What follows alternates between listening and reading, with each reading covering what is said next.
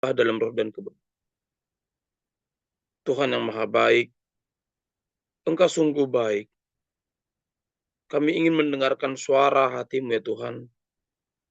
Berbicaralah, sebab kami memberikan telinga, hati dan pikiran untuk-Mu. Sampaikanlah isi hati-Mu ya Tuhan, sebab kami mau Kau ajari, Kau bimbing, melekat padamu, berada di jalan-Mu. Tuhan yang baik, pakailah mulut hamba-Mu ini sebagai perantara menyampaikan suara hati-Mu. Dan Engkau kudus senantiasa di tempat maha tinggi. Terpuji nama Yesus Kristus dan Roh Kudus kami berdoa. Amin. Bapak Ibu yang terkasih, hari ini kita bersyukur kembali kita punya kesempatan untuk merenungkan firman Tuhan. Topik kita dari Hosea 4 ayat 6 bagian A, yaitu umatku binasa karena tidak mengenal Allah. Ini bagian A saja, tapi saya izinkan saya membacakan secara lengkap isi Hosea 4 ayat 6. Umatku binasa karena tidak mengenal Allah, karena engkaulah yang menolak pengenalan itu. Maka aku menolak engkau menjadi imamku. Dan karena engkau melupakan pengajaran Allahmu, maka aku juga akan melupakan anak-anakmu. Demikian bunyinya. Bapak Ibu yang terkasih, betapa keras dan tajam isi Hosea 4 ayat 6 ini menegur setiap orang dalam hal ini, dalam konteks ini, dalam situasi ayat Hosea 4 ayat 6 ini dituliskan untuk bangsa Israel. Saya senantiasa menyampaikan ini kepada jemaat atau audiens atau siapapun yang mendengarkan khotbah saya bilang, saya tidak akan pernah mengkhotbahkan suatu hal kalau tidak melihatnya lebih utuh. Dan hari ini juga saya sampaikan juga demikian. Sebelum saya sampaikan ini, saya sudah baca atau dengarkan atau renungkan dari pertama sekali kitab Hosea sampai terakhir. Satu kitab itu utuh. Saya dengarkan dengan kitab audio minimum satu kali, minimum. Membacanya juga berulang kali. Minimum saya harus membacanya secara holistik. Mendengarkannya secara holistik. Apalagi saya tidak tahu, saya ulang-ulangin itu, bolak-balik. Lalu saya temukanlah betapa najisnya bangsa Israel di hadapan Tuhan pada saat itu. Sampai Tuhan memerintahkan nabinya, di pasal 1 dikatakan, hai kamu Hosea. Di Alkitab itu dijelaskan Hosea adalah sebagai nabi. Pergilah, kawinilah perempuan sundal. Gimana perasaan Hosea disuruh Tuhan menikahi pelacur? Bahkan pelacurnya nggak baru-baru lagi, nggak sekali dua kali. Udah berpengalaman, udah bolak-balik. Betapa hancurnya perasaan secara logika, perasaan secara rasional, hancur sekali perasaan Hosea tentunya. Tapi Hosea memilih patuh. Hosea tidak pernah bilang sama Tuhan, Tuhan masa aku nikahin pelacur? Enggak, dia enggak mengatakan hal demikian. Dia patuh. Apa yang terjadi? Tuhan mengatakan, peranakkanlah dari pelacur itu, dari perempuan sundal itu. Terjemahan Indonesianya begitu. Terjemahan terapan sehari-harinya pelacur itu. Betapa tidak terhormatnya perempuan yang dipilih Tuhan untuk seorang nabi. Tapi Nabi Hosea memilih tetap juga patuh memperanakkan anak-anak keturunan dari seorang pelacur. Bapak Ibu yang terkasih, setelah ada anaknya, Hosea dari pelacur itu, apa yang Tuhan katakan? Pergilah, sebab ibumu tidak kuakui lagi. Ibumu tidak kuakui lagi. Kalau diambil terjemahan lagi, turunan-turunan ayatnya, istriku sudah pergi dan aku tidak sayangkan dia lagi. Artinya karena perlakuan dari istri Hosea itu, Tuhan sangat tidak suka. Gomar ya, istrinya Gomar ya, tidak suka dengan apa yang telah terjadi kepada istrinya itu. Tetapi menjelaskan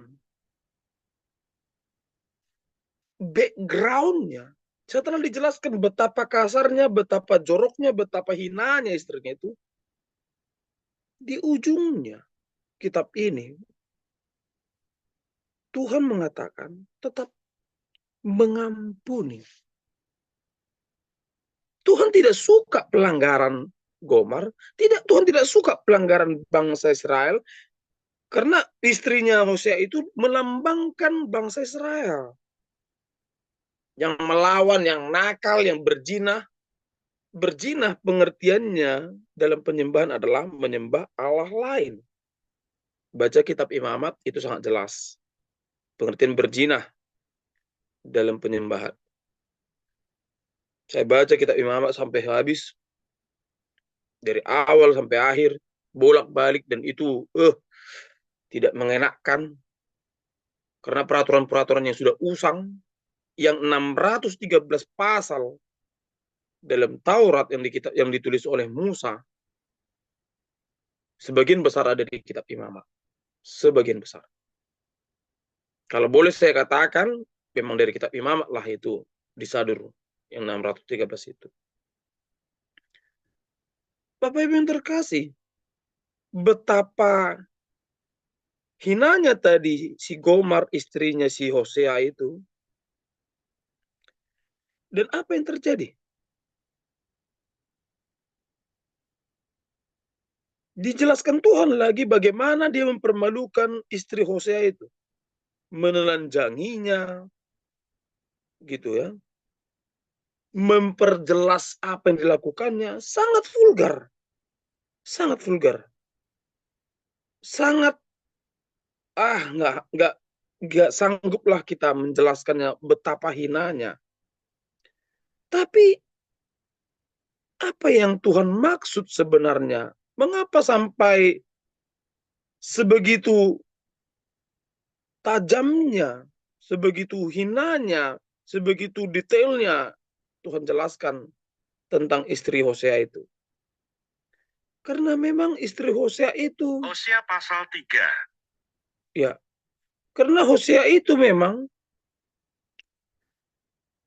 disuruh Tuhan menuliskan kisahnya, menuliskan pelanggaran-pelanggaran istrinya itu, supaya setiap orang yang membacanya, jika engkau sebagai aku, sebagai manusia yang normal, kau tidak akan pernah memaafkan itu. Bapak Ibu yang terkasih, ketika saya membaca kitab Hosea ini, dan ketika istrinya itu yang sudah menikah dan punya anak, istri seorang nabi itu, sudah sekian lama, saya yakin sekian lama, kenapa? Dia sudah punya anak, tidak satu anaknya. Berarti dia sudah sekian lama dia disayangi, dikasihi, istri seorang nabi. Ketika sudah sekian lama, dia tetap pergi bersundal. Betapa hina dan hancurnya perasaan Hosea. Dan Tuhan tahu itu. Tapi apa yang terjadi? Tuhan bilang, pergi, jemput istrimu. Tapi apakah hanya sebatas itu saja? No. Hosea menemukan istrinya dalam pelelangan. Pelelangan pelacur. Astaga. Gimana perasaan Hosea ya?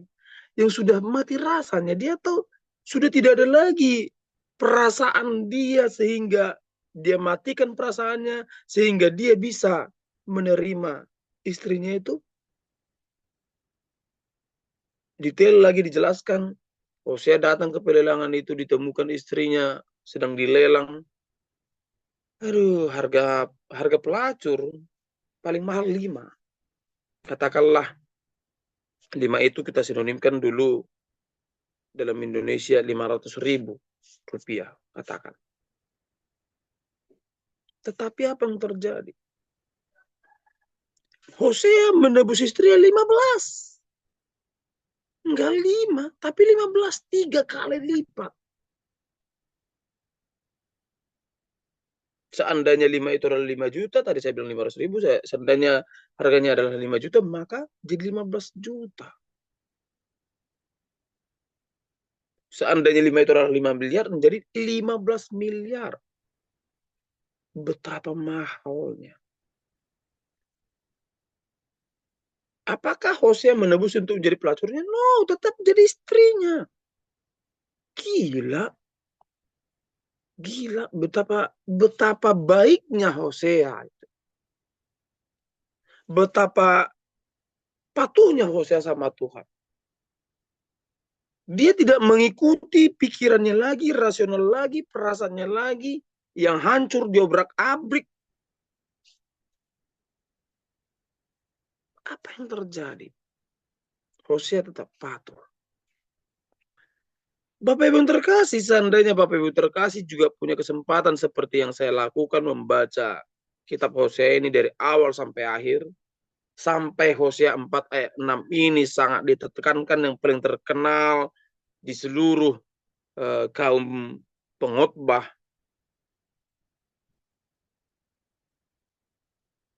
Ini adalah satu gambaran kepada kita umat Israel. Kenapa saya katakan kita adalah umat Israel? Karena kita dijelaskan, hampir semua gereja Lutheran menjelaskan kita yang bukan keturunan Yahudi menjadi bangsa Israel. Paulus juga mengatakan demikian. Petrus juga mengatakan demikian. Setelah Petrus berkhotbah kepada bangsa Samaria, dia dihakimi di sidang, tanda kutip dihakimi, tanda kutip di sidang, oleh teman-temannya, oleh murid-murid yang lain, oleh jemaat-jemaat yang lain, mempertanggungjawabkan pelayanan Petrus kepada bangsa Samaria.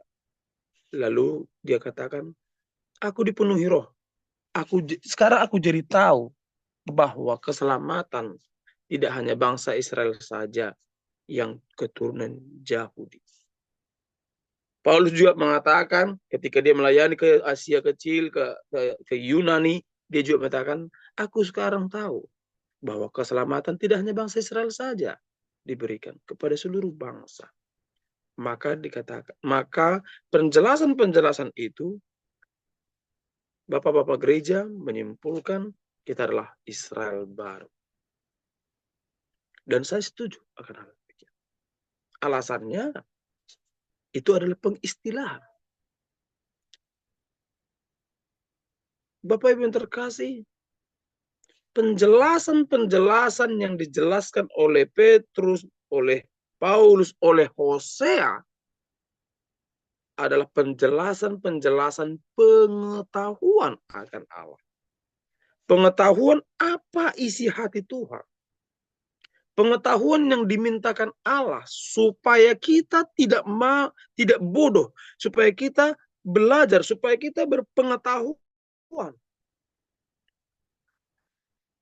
Bapak Ibu yang terkasih, kalau kita baca Alkitab itu Kejadian sampai Wahyu, banyak sekali kisah yang harus, saya garis bawahi, yang harus pintar kita, harus berpengetahuan kita untuk memahaminya.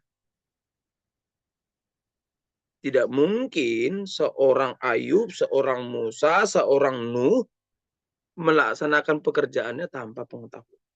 Impossible. Bapak Ibu yang terkasih, saya harus mengulang ini berulang-ulang, suatu statement atau moto atau kalimat radikalnya seorang Nomensen. Saya harus katakan dulu bahasa Bataknya. Demikian isinya. Dang terpajong joko seda ulaun nabadia mardongaton haotoon. Sekali lagi, dang terpajong joko mengulaun sada ulaun nabadia mardongaton haotoon. Artinya, tidak ada suatu pekerjaan mulia yang kudus dibarengi atau menggunakan kebodohan. There is no any good things with stupid things. Must be clever, smart.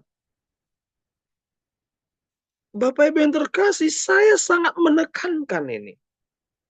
Maka kalau diambil discourse analysis atau analisa pet yang lainnya atau perjalanan analisanya, maka di sesi yang keempat atau makin mau kelima ini, saya senantiasa membawakan, bahkan saya tekankan lagi 1 Korintus 8 ayat 1 sampai 14 itu tentang pengetahuan itu.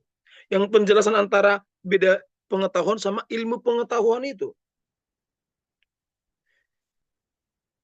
Saya jelaskan betapa pentingnya ilmu itu. Ilmu apa? Ilmu untuk sadar, berpikir. Karena Tuhan kasih kita budi pekerti, kita dikasih Tuhan otak yang bisa berpengetahuan, bisa mengerti apa yang harus kita kerjakan secara sehat, secara keilmuan. Supaya kita melakukan pekerjaan yang baik, yang utuh di hadapan Tuhan. Bahkan bagi orang-orang yang mudah tersinggung pada saat saya menjelaskan itu sampai setengah hilang dari Zoom. Saya bingung juga kenapa. Ketika kita bahas 1 Korintus 8 ayat 1 sampai 13 itu, apa yang terjadi? Bahkan ketika kita membahas itu, orang-orang yang tidak memberikan hatinya untuk membahas pengetahuan itu, apa yang terjadi? Dia gerah. 1 Korintus 8 ayat 1 sampai 13 itu tentang penyembahan berhala. Apa hubungannya sama pengetahuan? Bukankah berhala itu adalah pelacur? Bukankah berhala itu adalah perempuan yang hina? Bukankah Hosea menjelaskan itu? Jangan pergi ke Gilgal, jangan pergi ke sini, jangan kamu menyembah ini, jangan kamu melakukan ini. Bukankah itu dijelaskan dalam bentuk pengistilahan berzina? Bapak Ibu yang terkasih, beberapa tahun yang lalu kita mengetahui beberapa negara kita itu sedang memilih election. Ya, tidak hanya pemilihan presiden ya, tetapi juga gubernur. Apa yang terjadi? Saya memahami, saya mengetahui komunitas atau organisasi profesor se-Indonesia mencabut gelar seorang politikus, gelar profesornya dicabut, gelar sarjananya, gelar profesornya, guru besarnya, karena membohongi ilmunya sendiri, mendustai, melukai ilmunya sendiri. Kalau saya katakan anak Tuhan, lalu saya pergi ke dukun, menyembah berhala, punya jimat-jimat, punya mantra-mantra. Lalu datang salah satu di antara kalian menemukan saya demikian. Lalu kalian berdoa sama Tuhan, kalian bertanya sama teman-teman yang lain. Lalu kalian ambil kesimpulan gelarnya harus diambil. Maka itu bisa terjadi. Bapak Ibu yang terkasih, betapa sulitnya suatu bangsa diselamatkan jika di antara bangsa itu tidak ada yang berpengetahuan. Bukankah itu yang dikatakan Nelson Mandela? Senjata yang terbaik di muka bumi ini bukan gun, bukan senjata api, pistol, meriam, roket, nuklir, no. Tapi pendidikan. Dia sangat terkenal dan kata-kata itu. Nelson Mandela. Yang lahir dengan bukan nama Nelson Mandela. Tetapi bahasa, nama aslinya adalah bahasa Afrika. Bapak Ibu yang terkasih, kita renungkan kembali kitab Hosea ini. Sangat jelas Jika kita memahami kitab Hosea ini, seandainya saya Hosea, sanggupkah saya melakukan hal demikian? Yang menyuruh saya menikahi perempuan pelacur bukan mama saya, bukan papa saya, bukan keluarga saya, bukan keluarga istri saya, papa istri saya, atau mama istri saya. No, tapi God, Tuhan. Siapa yang punya hubungan sama Tuhan?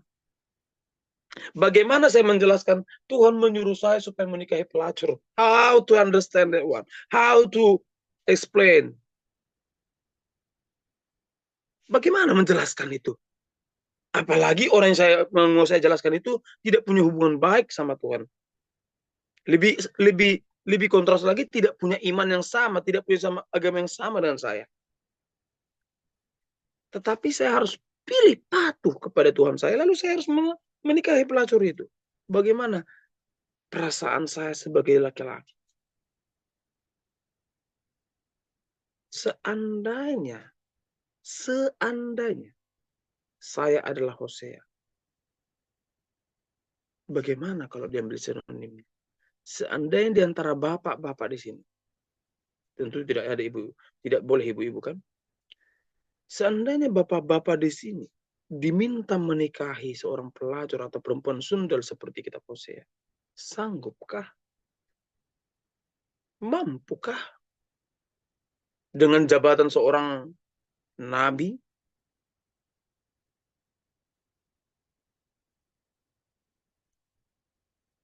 Aku nggak yakin Hosea tidak dapat protes. Aku nggak yakin.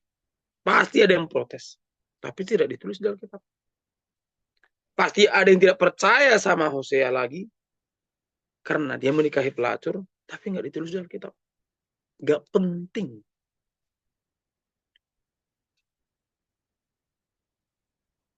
Ketika saya mempelajari teologi ini, saya sangat meyakini ada beberapa kisah, ada beberapa kejadian, atau ada beberapa kalimat, situasi kondisi tertentu yang di mana ini tidak membangun iman. Sekali lagi saya garis bawahi, tidak membangun iman sehingga tidak dituliskan di Alkitab. Salah satunya kisah Hosea ini. Tidak membangun. Sehingga tidak dituliskan di Alkitab. Salah satu poin sidang jemaat Allah, sidang bapak-bapak gereja, sidang yang menuliskan tanda kutip, bukan menulis dari nol jadi ada, no, tetapi menuliskan, kalau bahasa sekarang BAP-nya, berita acara bukan berita acara pemeriksaannya. Oh, BA, bukan BAP, BA. Berita acaranya adalah dilakukan sidang ini, dilakukan kegiatan ini berdasarkan pertimbangan gitu. Pertimbangan salah satunya adalah tidak membangun iman. Sidang apa yang saya maksud? Itulah sidang kanonisasi. Di sidang kanonisasi atau di pertemuan kanonisasi, di konvensi itu, kalimat-kalimat yang tidak membangun, bahasa-bahasa kisah-kisah yang tidak membangun, itu tidak boleh dimasukkan di Alkitab, di kitab suci. Salah satu pada saat itu yang hampir tidak masuk Alkitab adalah kitab Ester. Kenapa? Karena tidak spesifik menjelaskan apa kata Tuhan kepadanya. Kalau kita baca semua kitab Ester, tidak ada di sana dituliskan Tuhan berfirman kepadaku. No. There is no. Secara spesifik ya, tidak ada. Tapi Ester berdoa 3 hari 3 malam, yang paling terkenal dari kitab Ester, untuk menyelamatkan bangsanya dari genosida, dari pembunuhan massal, pembunuhan total, sehingga tidak ada bangsa itu atau suku itu. Bapak Ibu yang terkasih,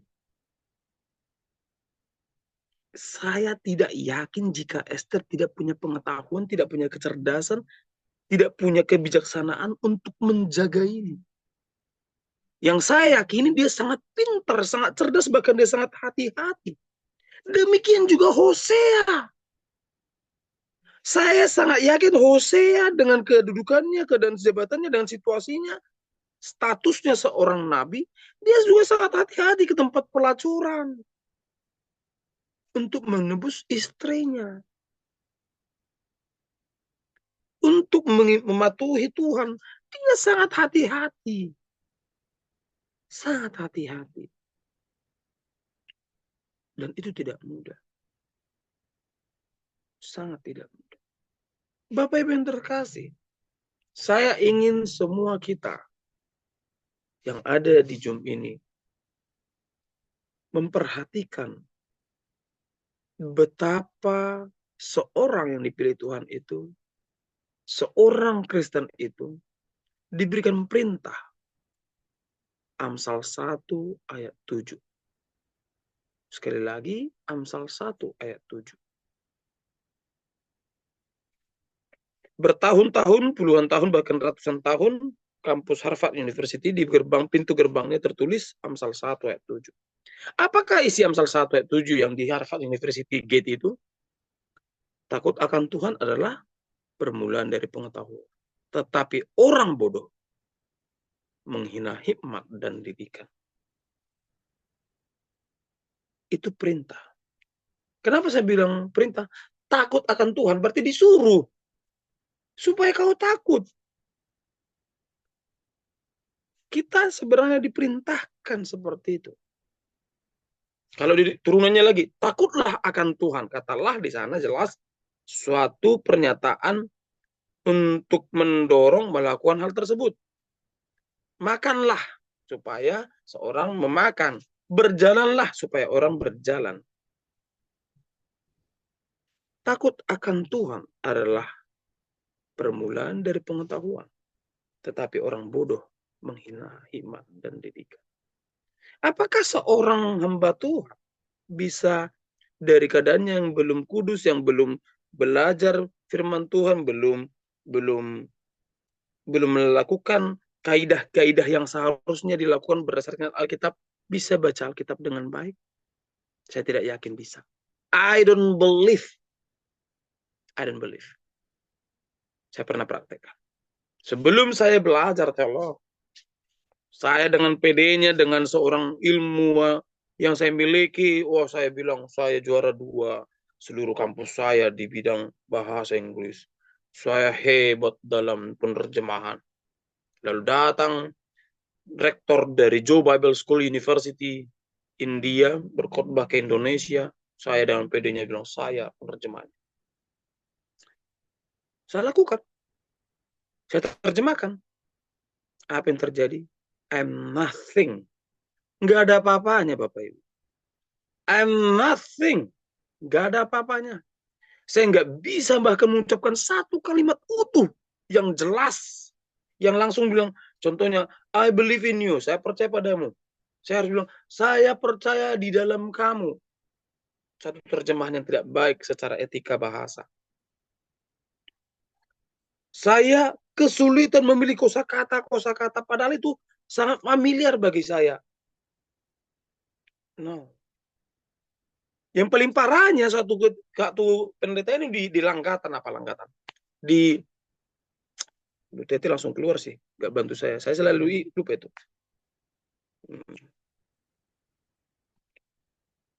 Di mana sih pendeta khotbah?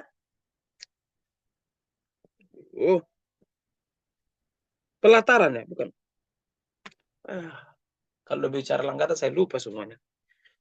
Ketika pendeta khotbah di depan, saya bilang istilah di depan lah dulu ya. Dia khotbah di depan, lalu saya di sebelahnya menerjemahkan. Mulut saya seolah-olah terkunci, Bapak Ibu. Nggak bisa ngomong apa-apa. Lebih parahnya lagi, ada jemaat itu ngetes saya. Lalu saya muntah darah. Sakit sekali. Lalu pendeta itu bilang, oke, cukup. Kau nggak usah terjemahkan. Nggak ada lagi yang bisa menerjemahkan, tidak ada. Padahal banyak teman-teman saya yang S1 bahasa Inggris juga tidak ada yang berani maju ke depan. Lalu dia khotbah, dilanjutkan khotbahnya dalam bahasa Inggris sampai amin. Habis amin langsung saya pergi ke belakang, langsung muntah-muntah.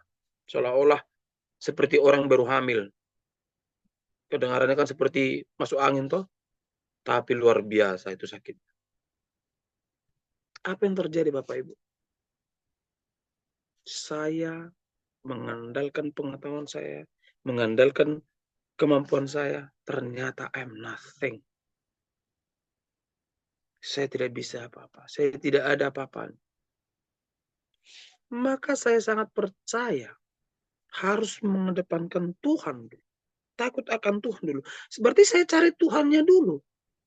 Tuhan yang maha baik itu dulu saya temukan. Apa maksud Tuhan itu? Lalu saya pelajari. Itulah Amsal 1 ayat 7. Itulah kitab Hosea.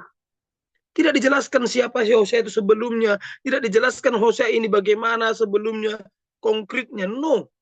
Tapi jelas di sana, Hosea seorang nabi. Tuhan berbicara kepada Hosea. Hosea dapat perintah dari Tuhan. Do this one. Lakukan ini. Hosea patuh. Bapak Ibu, jika engkau seorang yang berpengetahuan, takutlah akan Tuhan. Sekali lagi, ini yang kesekian kali saya katakan. Firman Tuhan seperti pedang bermata dua. Menusuk yang mendengarkan dan yang mengucapkan. Tidak mudah. Saya juga berjuang. Apakah saya kudus? Enggak juga. Tapi saya mengejar kekudusan itu terus. Apakah saya sempurna? Tidak. Tapi saya kejar terus kesempurnaan itu. Itu juga lah yang dikatakan Paulus.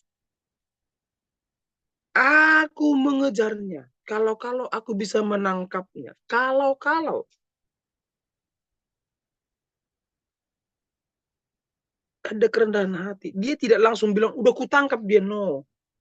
Menurut iman percaya saya, Paulus sudah menangkap apa mau Tuhan. Tapi dia menggunakan bahasa yang merendahkan hatinya. Merendahkan posisinya sebagai seorang manusia yang utuh. Supaya tidak ada kesombongan padanya. Dan saya yakin, dalam terjemahan kitab-kitab Paulus, mengapa Tuhan tidak cabut duri dalam dagingnya?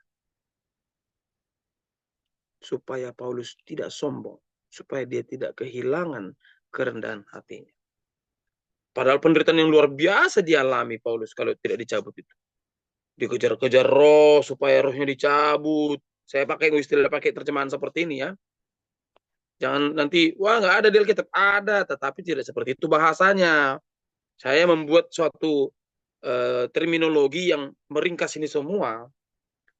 Dia dikejar-kejar roh supaya dicabut nyawanya. Dia kelaparan, terombang ambing di lautan, diusir, berpenyakit yang menyakitkan, penyakit yang bisa membunuhnya. Lalu dia meminta kepada Tuhan, Tuhan, cabutlah duri dalam dagingku. Tapi Tuhan bilang, cukuplah kasih karuniaku padamu. Memaknai kata cukuplah kasih karuniaku padamu, bagaimana seorang Paulus bisa memahami ini?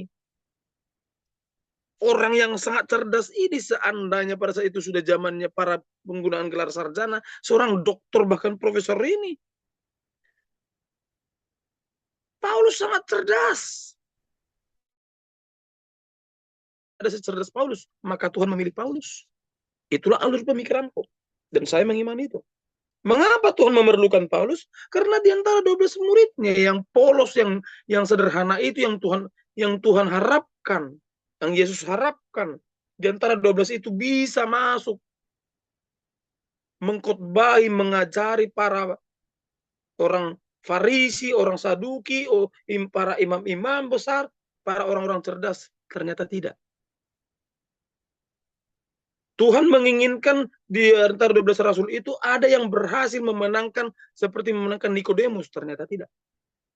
Maka Tuhan membangkitkan seorang rasul namanya Saulus dan mengubahnya menjadi Paulus. Bapak Ibu, seorang yang dipanggil Tuhan secara spesial, secara khusus, akan mempunyai perubahan yang sangat signifikan. Bahkan ikut identitasnya pun berubah. Dan saya percaya itu. Saya sangat percaya itu. Kenapa? Karena Tuhan itu, jika dia sudah memilih, dia tidak hanya memberkati, tetapi ada perubahan yang sangat signifikan, yang sangat mungkin tidak dimiliki oleh siapapun. Yang sangat mungkin itu sangat khusus hanya untuk dia. Bapak Ibu yang terkasih, jika Bapak Ibu mengalami penyertaan Tuhan, mengalami penjelasan isi hati Tuhan, menerapkan Amsal 1 ayat 7 itu, takut akan Tuhan yang saya bacakan tadi, mengalami Hosea 4 ayat 6 itu, merenungkan pengetahuan 1 Korintus 8 ayat 1 sampai 13 itu, saya sangat yakin Bapak Ibu akan mendapatkan suatu insight, pemahaman dari surga, bahwa mengenal Tuhan itu, mengenal ilmu Tuhan itu, mengenal kehadiran Tuhan itu, isi Tuhan itu suatu tindakan yang sangat mulia. Kata mengenal di sana merupakan kata kerja yang mengandung sifat.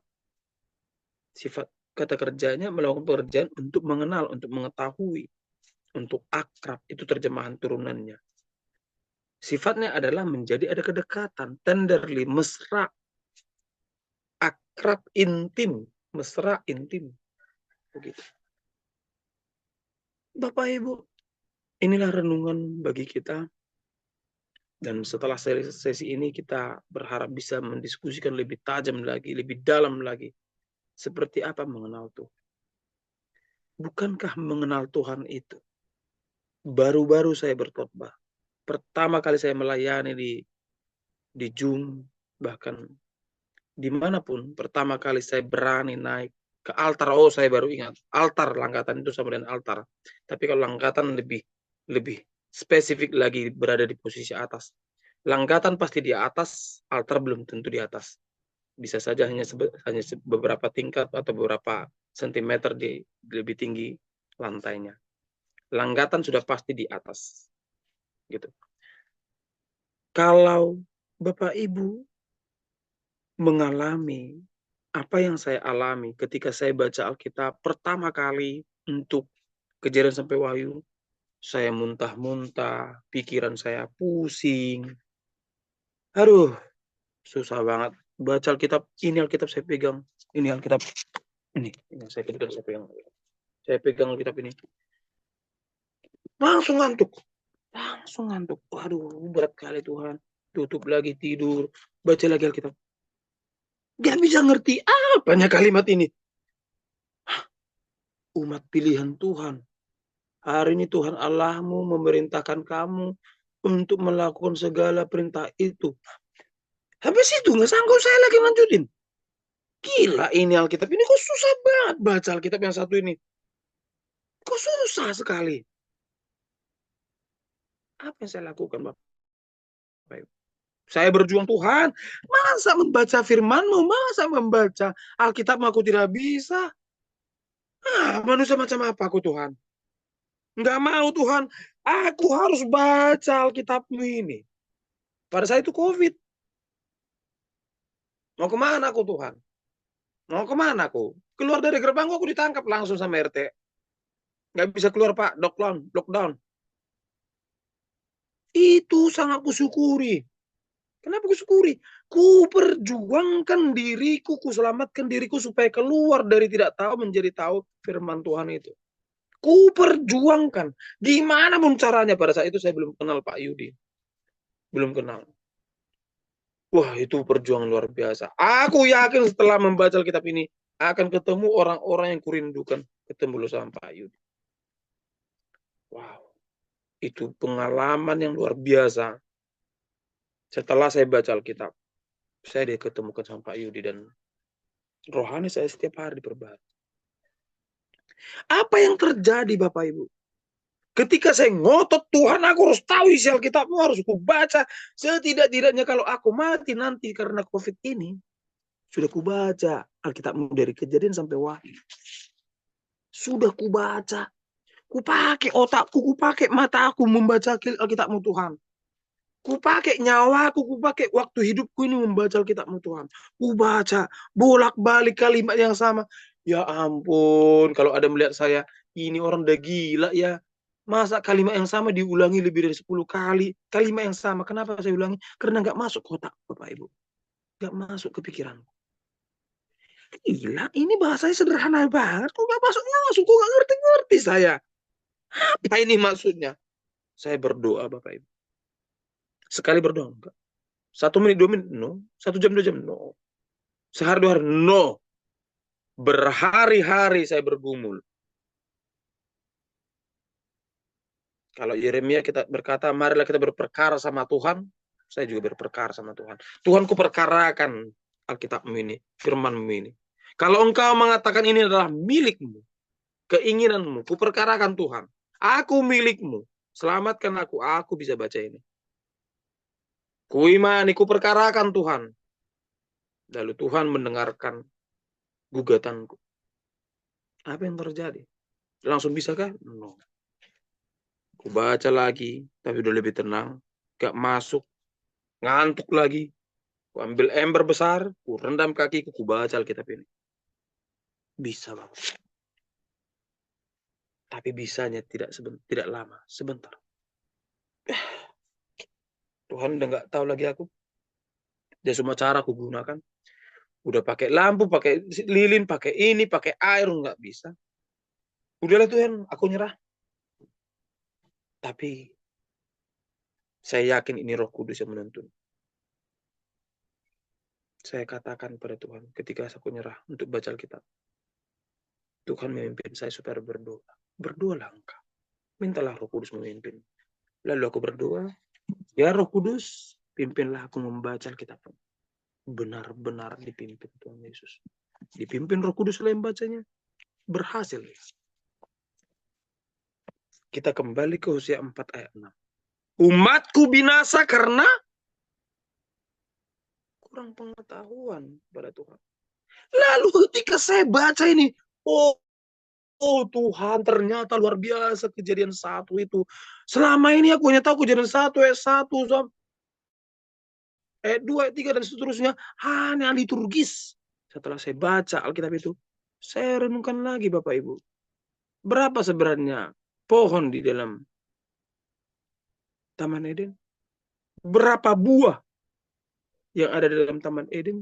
Seperti apa pohon dan buah yang istimewa itu? Terbukalah hati saya dan pikiran saya mengerti mengapa sampai ada petir yang menyambar-nyambar siang dan malam 24 jam pada pohon kehidupan. Bukan pada pohon pengetahuan yang baik dan buruk. Bukan buah yang dimakan Adam dan Hawa, tetapi pohon yang lain dan buah yang lain. Sekali lagi, pohon yang lain dan buah yang lain. Baca kembali kalau penasaran, semoga Bapak Ibu penasaran. Dan memang saya tujuannya itu. Baca kembali kitab Kejadian. Kisah jatuhnya manusia dalam dosa. Di sana ada jelas 2 pohon, 2 buah yang berbeda. 1 pohon pengetahuan yang baik dan buruk yang dimakan buahnya oleh Adam dan Hawa. 1 lagi pohon kehidupan yang buahnya tidak disentuh oleh manusia. Setelah manusia diusir dalam Taman Eden, lambangnya diusir. Usir kemana mereka? Mana bisa kemana-mana. Hanya keluar dari kawasan Taman Eden aja. Tetap juga mereka di sekitar situ. Belum ada pesawat pada saat itu, Bapak Ibu. Ketika mereka diusir dari Taman Eden, kata makhluk surga lah. Saya tidak bisa klaim Yesus, saya tidak bisa klaim Allah Bapa, saya tidak bisa klaim malaikat, karena jelas di sana, marilah kita. Tidak jelaskan siapa. Marilah kita menjaga pohon kehidupan itu. Agar mereka tidak memakan buah kehidupan itu. Lalu mereka hidup selama-lamanya. Supaya mereka tidak hidup selama-lamanya. Lalu sorga memberikan petir. Menyambar siang dan malam. Di mana sekarang pohon itu Bapak Ibu? Adakah ceritanya lagi setelah kejadian itu? There is no. Saya yakin pohon itu terangkat ke surga. Terlampau dikudrati ya. Whatever lah kalau orang bilang.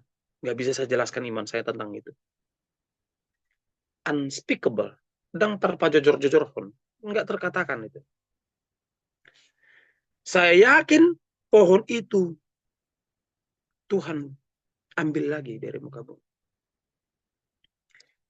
Demikian juga pengetahuan akan firman Tuhan. Suatu saat kitabnya ini akan diambil Tuhan. Firman ini akan diambil Tuhan. Maka Amos dikatakan akan ada saatnya orang akan haus dan lapar akan firman Tuhan. Tetapi orang yang haus dan lapar itu tidak menemukan firman Tuhan. Akan haus dan lapar mendengarkan khotbah Nabi, tetapi tidak ada Nabi yang dibangkitkan. Akan ada waktunya imanmu ditanya Bapak Ibu, do you know about this one? Kamu tahukah tentang firman ini? Dan ketika Bapak Ibu temukan, nggak ngerti, tidak tahu, ingatlah khotbah hari ini. Ingatlah hari ini yang saya katakan, itulah yang kurasakan. Kalau Tuhan cabut nyawa saya, ambil nyawa saya ketika COVID, lalu ditemukan tidak ada firman Tuhan yang melekat di hati saya temukan saya adalah tidak berkenan di hatinya. Betapa hinanya saya, betapa sia-sianya hidup saya, betapa menyesalnya saya. Semua dunia mengetahui dampak COVID-19. Kalau saya jelaskan tentang kejadian orang India yang di Medan, yang dekat rel kereta api itu, penjual Samira itu. Ya, semoga Bapak Ibu makin kuat ya. Saya tidak mengatakan suatu hal yang membuat Bapak Ibu trauma. Setelah lockdown, ada seorang keluarga pengusaha Samira. Samira itu seperti ambal. Ambal itu seperti karpet. Samira itu suatu posisi atau suatu sebutan untuk ambal atau karpet yang sangat mahal. Kalau pernah lihat Aladin, seperti itulah kira-kira gambarannya, wujudnya. Sangat mahal. Kalau dalam orang Indonesia dikatakan mengenal batik, batik sutra lah termahal. Saya sampai detik ini belum pernah memilikinya, tapi sudah pernah menyentuhnya. Batik sutra paling mahal, harganya minimum 20 juta. Di bawah 20 juta itu bukan batik sutra. Saya berani jamin, karena saya mengenal barang ya. Di kejadian di Medan itu, lockdown hari pertama, sudah tidak ada makanan, belum turun bantuan. Apa dikatakan istrinya?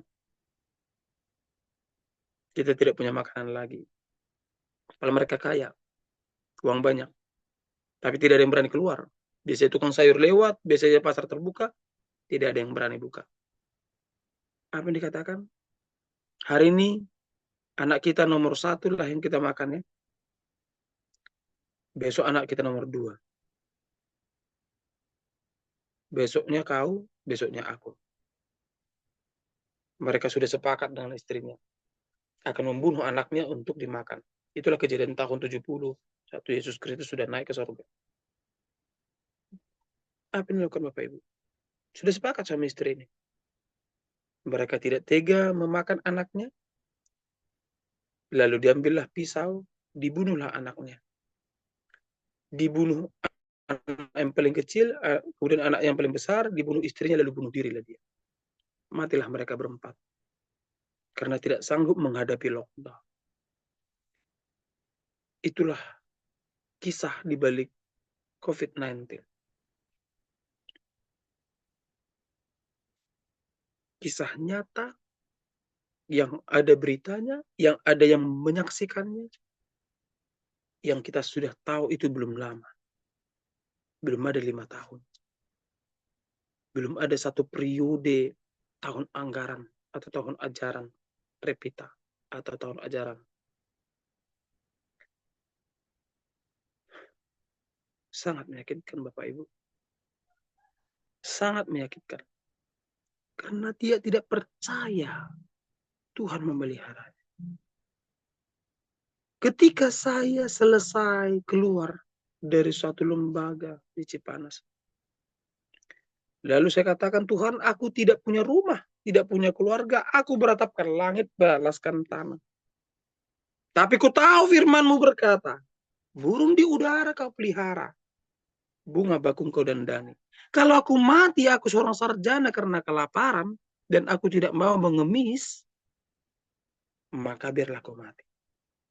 Kalau kau mengatakan lebih mahal burung di udara sana, burung pipit yang kecil, seperti lagu anak sekolah minggu, kalau kau mengatakan itu lebih mahal, kau kasih dia makan, daripada aku, biarlah aku mati. Tapi sekali-sekali aku tidak mau mengemis. Aku seorang sarjana. Apa yang terjadi Bapak Ibu? Saya tidak pernah kelaparan. Rasa lapar pasti kurasakan. Beda kelaparan, beda rasa lapar ya. Gitu. Saya tidak pernah kelaparan. Rasa lapar iya. Uh, ketika lihat orang ngitung duit banyak, saya lapar. Wah, aku rampok lah itu. Timbulkan di dalam kepala aku itu? Timbul Bapak Ibu. Lalu ku bilang sama diri, ku bunuh kau Desem. Kalau sempat kau lakukan itu. Tidak akan kumaafkan kau. Karena kau tahu Tuhan memeliharamu. Tidak akan kumaafkan kau Desem. Maka saya tidak pernah merampok. Muncul itu, muncul. Wah gila, dari mana ini, bibit dari mana ini? Sakit melawannya saya, lawan pikiran saya. No, tidak sehina itu kamu. Masa kamu ditemukan di penjara dalam keadaan merampok karena kamu kelaparan? No, lebih baik mati. Dan saya menemukan diri saya. Masih ada ternyata bibit-bibit atau kemungkinan muncul itu. Lalu saya jagalah pikiran saya. Bagaimana menjaga pikiran Bapak Ibu?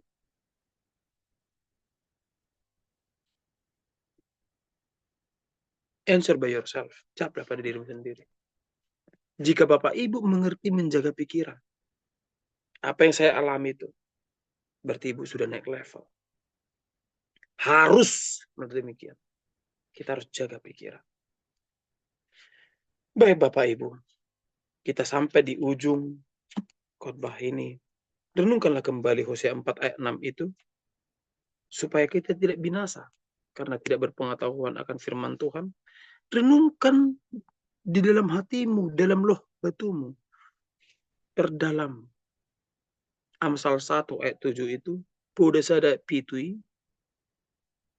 biar mida jahuba do, biar mida jahuba. Takut akan Tuhan adalah permulaan dari pengetahuan. Tetapi orang bodoh menghina hikmat dan didikan. Jika Bapak Ibu berperang dengan okultisme, roh-roh atau apapun, renungkanlah 1 Korintus 8 ayat 1 sampai 13 itu. Itu adalah perjinahan. Berjinah kenapa? Karena menyembah yang bukan Tuhan, yang bukan Allah.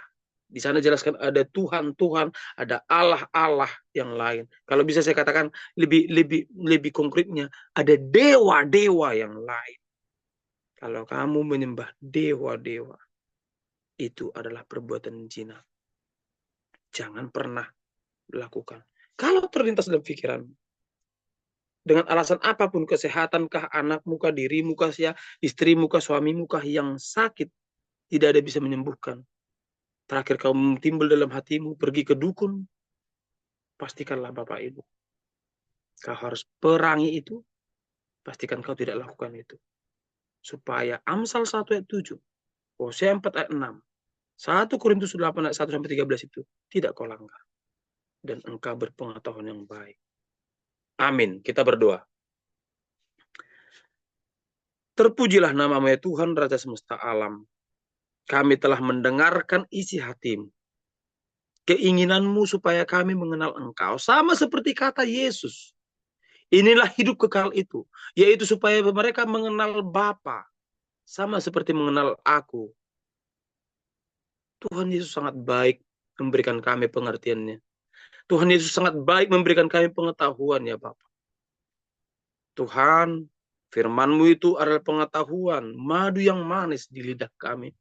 Bahkan menenangkan jiwa kami ya Tuhan, kekuatan buat kami.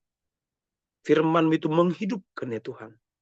Pengetahuan akan Engkau itu Tuhan sangat mulia, sangat bijaksana.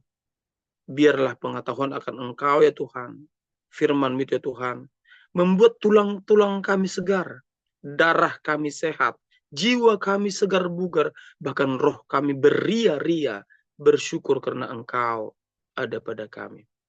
Tuhan, betapa dalamnya ajaran-Mu, betapa luasnya pengetahuan-Mu.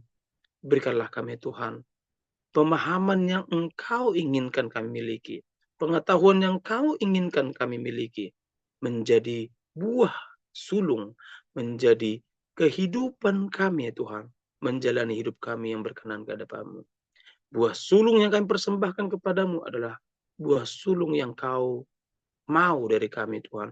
Hasil dari jerih payah kami, keringat kami, mengucapkan syukur padamu. Bahkan lebih dari sekedar buah sulungnya Tuhan. Roma 12 ayat 1 sampai 2 juga kami lakukan. Mempersembahkan tubuh kami sebagai persembahan yang hidup, ibadah kami yang sejati kepadamu. Biarlah Tuhan milikmu kami seutuhnya. Pakai kami dan jagalah kami sebagai umat pilihanmu. Seperti 1 Petrus 2 ayat 9. Kami adalah bangsa terpilih, imamat yang rajani, bangsa pilihanmu ya Tuhan. Tuhan, jangan biarkan kami dalam kesesakan, kekurangan, karena kami sangat terbatas. Tolong kami ya Tuhan. Engkau tidak terbatas oleh ruang, waktu, dan bahasa. Peliharalah kami, juga kehidupan kami, sejahterakanlah ya Tuhan. Dalam nama Bapa, Putra dan Roh Kudus, Yesus Kristus yang maha baik, karya salibnya menyelamatkan kami. Dalam nama yang suci itu, dengan Roh Kudus yang menjaga kami selama kami di bumi ini, kami berdoa dan mengucap syukur. Haleluya. Amin.